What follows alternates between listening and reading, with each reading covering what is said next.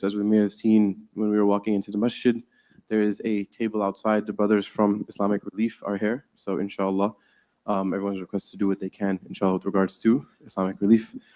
And secondly, we have, as we announced a couple of days ago, we have a special program tonight for the youth, inshallah, the brothers, an all-night program, a spiritual retreat in which we will detox ourselves from technology. And so we'll have a no-tech retreat. Inshallah, this will be a means of spiritually rejuvenating ourselves in this blessed month, inshallah. We have guest speakers coming as well as a packed program the whole night. There will be food, inshallah, and suhoor as well that's going to be served. And especially I wanted to send a special invitation. We see, mashallah, that the number of Muslim brothers that are moving into the community are getting more and more, mashallah. We see new faces.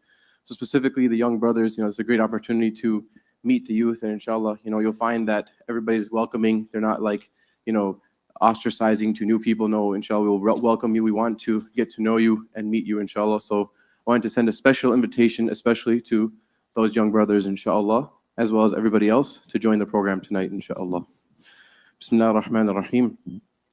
Inshallah, today, one of the surahs that will be recited is Surah Al-Qasas. In Surah Al-Qasas, Allah subhanahu wa ta'ala, He mentions mainly the story of Musa alayhi salam. And at the end of the surah, Allah subhanahu wa ta'ala tells the story of Qarun. And the story of Qarun is a story of a person who had great riches. He had great wealth. To the point where Allah subhanahu wa ta'ala says, إِنَّ مَفَاتِحَهُ لَتَنُوءُ بِالْعُصْبَةِ أُولِي الْقُوَّةِ. That the keys of that wealth were so much that they would overpower a group of people. Meaning, that's how heavy it was that a group of people wouldn't be able to lift the keys to his treasure. That's how heavy it would be. And so he had great riches. Yet, unfortunately, when he was told, أَحْسِن كَمَا أَحْسَنَ اللَّهُ إِلَيْكَ, do good to others, spend from your wealth, just as Allah subhanahu wa ta'ala has done good to you, he refused. Rather, he attributed that good towards himself. He said, إِنَّمَا أُوتِيتُهُ عَلَىٰ عِلْمٍ عِنْدِي. The only reason I have this wealth is because of the knowledge that I had. It is because of my know-how. It is because I'm an expert in business or whatever trade he had. That is why I have this wealth. And so he attributed it to himself out of his sheer arrogance and defiance in front of Allah subhanahu wa ta'ala. And so Allah subhanahu wa ta'ala taught him a lesson. He used to go out and he used to show off to the people. He used to have a huge entourage and showing off how he was such a rich and great person. And the people who were weak-hearted and they didn't know much, they didn't know the reality of things. They would look at him and they would say, Ya layta lana mithla ma utiya Qarun. Look at all these amazing things he has. I wish we had the same thing that Qarun had.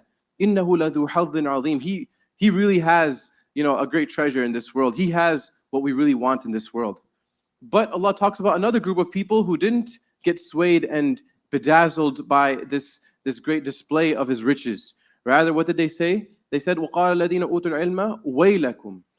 The people who were given true knowledge and understanding of the reality of things, ثَوَابُ اللَّهِ خَيْرٌ لِمَنْ آمَنَ وَعَمِلَ صَالِحًا. That the reward of Allah is much better than what you see. All these riches, they're going to end very soon.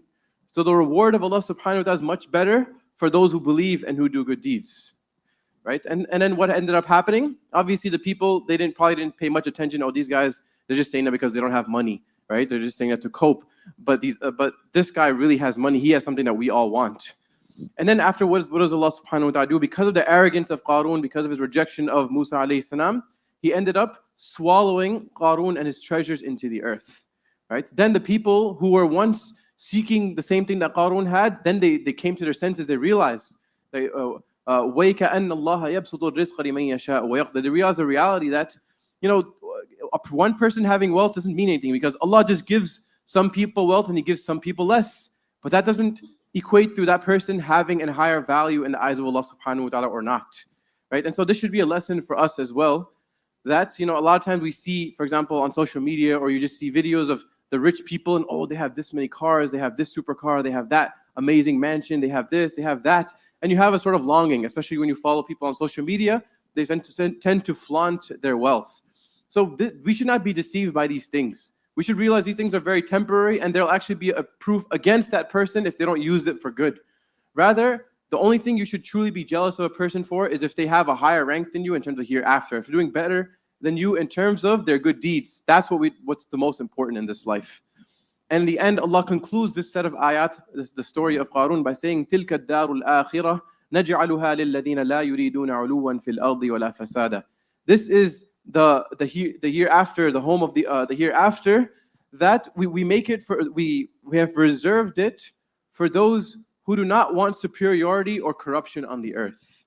Meaning that Allah subhanahu wa ta'ala has reserved Jannah for those people who don't have arrogance. They don't want to be superior and greater and higher than other people. Even if you have more than anybody else, that doesn't give you the right to look down upon anybody else and think that you are better than anybody else. And this is why the hadith mentions that لا يدخل الجنة من كان في قلبه مثقال حبة من خردل من كبر. That the person who has even the mustard seed worth of arrogance in his heart will not enter Jannah.